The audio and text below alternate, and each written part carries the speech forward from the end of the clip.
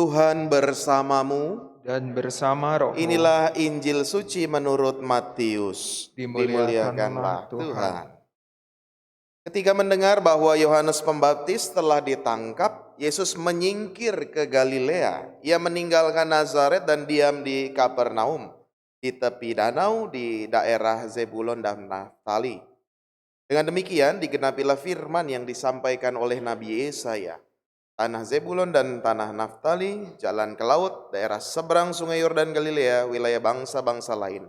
Bangsa yang diam dalam kegelapan telah melihat cahaya yang besar. Bagi mereka yang tinggal di negeri yang dinaungi maut telah terbit cahaya. Yaitu Yesus mulai memberitakan, bertobatlah sebab kerajaan surga sudah dekat. Ketika Yesus sedang berjalan menyusur danau Galilea, ia melihat dua orang bersaudara, yaitu Simon yang disebut Petrus dan Andreas saudaranya. Mereka sedang menebarkan jala di danau, sebab mereka penjala ikan. Yesus berkata kepada mereka, "Mari, ikutlah aku dan kamu akan aku jadikan penjala manusia." Mereka pun segera meninggalkan jalannya dan mengikuti Yesus. Setelah pergi dari sana, Yesus melihat pula dua orang bersaudara yang lain, yaitu Yakobus anak Zebedeus dan Yohanes saudaranya, bersama ayah mereka Zebedeus. Mereka sedang membereskan jala di dalam perahu. Yesus memanggil mereka dan mereka segera meninggalkan perahu serta ayahnya lalu mengikuti Yesus.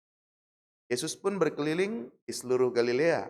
Ia mengajar dalam rumah-rumah ibadat dan memberitakan Injil kerajaan surga, serta menyembuhkan orang-orang di antara bangsa itu dari segala penyakit dan kelemahan mereka.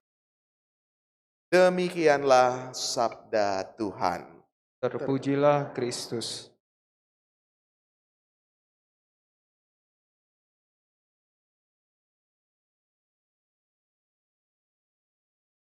Saudari-saudaraku yang terkasih, kalau kita lihat yang sedang ramai sekarang itu adalah Fajar Sad Boy. Ya, banyak pembicaraan tentang Fajar Sad Boy. Tetapi ada yang menarik dari perkataan Fajar Sad Boy ini.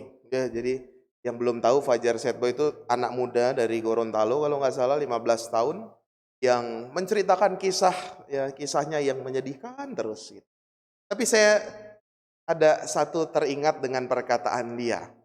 Perkataannya begini, apa persamaan antara mantan dan korek gas? Ini yang ada yang tahu nggak? Apa persamaan mantan pacar dan korek gas? Gak ada yang tahu. Ya. Persamaan mantan dan korek gas itu kalau kata Fajar Sad Boy adalah kalau enggak hilang ya diambil teman. Ya, itu katanya. Ya.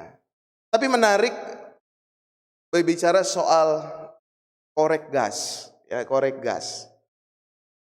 Saya waktu di Papua, korek gas itu ya seperti itu. Itu menjadi senjata yang paling utama selain parang. Jadi kalau anak-anak asrama, dulu ada asramanya di sana, sekarang juga masih. Kalau mereka pergi, itu mereka cuma bawa parang atau pisau lah dan korek gas. Entah mereka mau tinggal di hutan, mau kemana, mau ke stasi dan lain sebagainya, pokoknya mereka bawa parang, pisau atau dan korek gas. Dengan dua itu mereka bisa hidup di hutan. Sehari, bahkan 1 minggu, 2 minggu, 1 bulan bisa mereka tinggal di hutan. Maka jadi sesuatu yang penting dari korek gas itu. Dan apa yang dihasilkan sebenarnya kan api. Dan api ini menjadi suatu sumber kehidupan, bisa juga menjadi sumber terang. Atau kalau kita di altar ini ada lilin yang dinyalakan, api jadi tanda kehadiran Roh Kudus. Kalau dalam bacaan pertama tadi dikatakan Yesus adalah terang, dan bacaan Injil diulang lagi. Ia adalah cahaya yang besar. Saudari-saudara, hidup kita juga tidak pernah lepas dari yang namanya terang, dari yang namanya cahaya. Bayangkan kalau kita saja di rumah ya, di rumah kalau mati lampu, kalau di rumah mati lampu, kita nggak punya clue sama sekali apa yang kita lakukan, kita diam. Setelah diam baru merindih-rindih, pelan-pelan mencari jalan, mengingat-ingat, oh sebelah sini, dan sebelah sini. Karena apa? Kita terbiasa melihat, ya karena kita melihat pun butuh cahaya. Karena kita biasa ada terang. Bisa yang lainnya juga. Terang menghidupkan, tanaman tetap butuh terang. Sekarang ini ditandai besok dengan tahun baru, menandai apa? Menandai bermulanya musim ini. Dari yang musim dingin jadi terbit terang. Pohon-pohon tumbuh lagi, rerumputan hijau lagi, dan lain sebagainya. Maka bicara soal terang, hidup kita itu dilingkupi dan dinaungi dengan terang itu. Bayangkan kalau kita dalam kegelapan, kita nggak bisa apa-apa. Kalau dalam kegelapan yang bisa kita lakukan cuma diam nunggu. Kalau mati lampu kan cuma diam nunggu. Bersyukur ada lampu, cahaya sedikit dari HP atau dari lilin. Paling gitaran kalau yang ada gitar. Kalau enggak ya cuma ngobrol-ngobrol. Diam aja, nggak ada kegiatan lain. Tapi kalau ada terang kita bisa berbuat sesuatu. Gak usah jauh-jauh malam, ya yang pada umumnya orang adalah istirahat, gelap istirahat. Tapi kalau terang kita bekerja, berbuat sesuatu. Apa yang mau bisa kita renungkan? Yesus yang adalah sang terang, membuat kita bisa melakukan. Dari saudara, dalam Yesus kita bisa melakukan sesuatu. Lalu contohnya siapa? Contohnya adalah, ya dalam bacaan Injil dikatakan, Yesus memanggil murid-murid yang pertama. Kita sedikit belajar kitab suci, historis kritis. Kita melihat sejarah kitab suci. Bapak Ibu, dalam bacaan Injil di bagian awal dikatakan, ketika mendengar Yohanes Pembaptis ditangkap. Ketika mendengar Yohanes Pembaptis ditangkap, Yesus menyingkir ke Galilea.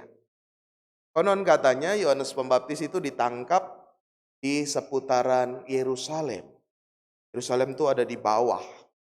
Kita tahu Yerusalem ada bait Allah di sana, ada tempat suci, banyak ahli-ahli Taurat dan orang-orang Farisi yang menjaga ketat bahwa bangsa Israel ada bangsa pilihan Tuhan yang diberkati.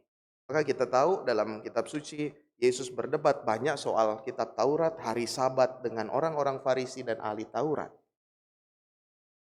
Lalu pertanyaannya, mengapa Yesus menyingkir ke Galilea? Kita tahu Galilea adalah danau. Dan kehidupan di danau itu ada di atas. Kalau Yerusalem di bawah dekat bait Allah, Galilea itu ada di atas. Jauh dari bait Allah. Dan karena banyak nelayan, banyak orang berkumpul di sana, sehingga kita tahu beberapa kota yang tumbuh pesat di sekitaran danau itu. Kan dalam sejarah Indonesia kan juga gitu. Kota-kota yang berkembang pesat adalah kota-kota pesisir, di mana pedagang berkumpul di sana, nelayan, semua akses masuk dari sana. Maka sejarahnya demikian. Kenapa menyingkir ke Galilea? Karena di sana lebih terbuka dan orangnya lebih beragam. Dan kita tahu ketika orang lebih terbuka, lebih beragam, Yesus bisa masuk. Itu salah satu. Ketika ada terang, maka ada sesuatu yang bisa kita lakukan. Ada selalu jalan keluar. Yesus nggak diam saja di Yerusalem. Ketika mendengar Yohanes ditangkap, dia nggak langsung diam aja, enggak. Tapi dia menyingkir, mencari sesuatu, mencari jalan. Semoga kita juga bersama dengan terang Yesus mampu mencari jalan. Karena dia selalu membuka jalan. Kalau jalan sini mentok, dia kasih jalan yang lain. Kalau jalan yang lain juga mentok, dia kasih lagi jalan yang lain. Maka saudari-saudara kita ikut dengan terang Tuhan. Supaya apa? Supaya kita bisa berbuat sesuatu. Lebih banyak bisa melakukan hal-hal baik. Dan selalu menemukan jalan. Itu yang pertama. Lalu yang kedua, Tuhan yang adalah terang, Yesus yang adalah cahaya besar, memanggil para murid yang pertama.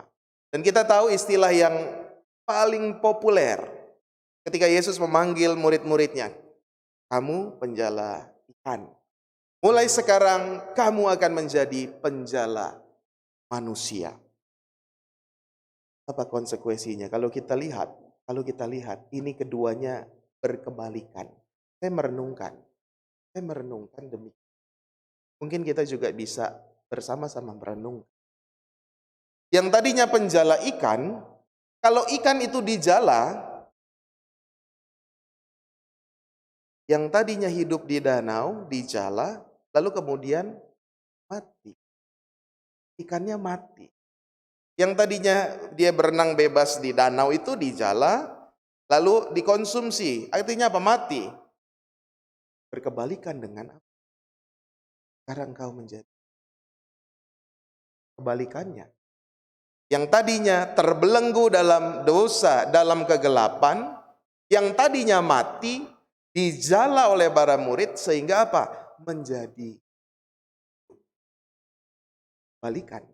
Dari penjala ikan menjadi penjala manusia. Dan kita semua diajak untuk itu. Menjadi penjala manusia artinya apa? Memberi terang, membawa cahaya Kristus yang menghidupkan. Saudari-saudara, semoga kita bersama dengan Yesus yang adalah sang cahaya sejati, sang terang. Kita tadi yang pertama, mampu berbuat sesuatu, banyak hal bisa kita lakukan. Ada jalan-jalan lain yang Tuhan Yesus berikan.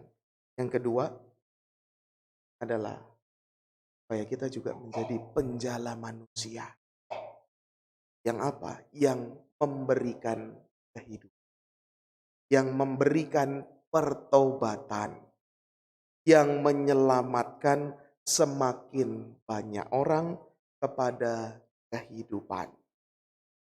Semoga dengan terang Kristus ini kita semakin dikuatkan dan senantiasa dipanggil untuk menjadi penjala manusia sehingga segala penyakit dan kelemahan dapat lenyapkan. Kita mohon Roh Kudus mendampingi. Mari kita tanggapi sabda Tuhan dengan memperbarui iman kepercayaan kita. Aku percaya akan Allah,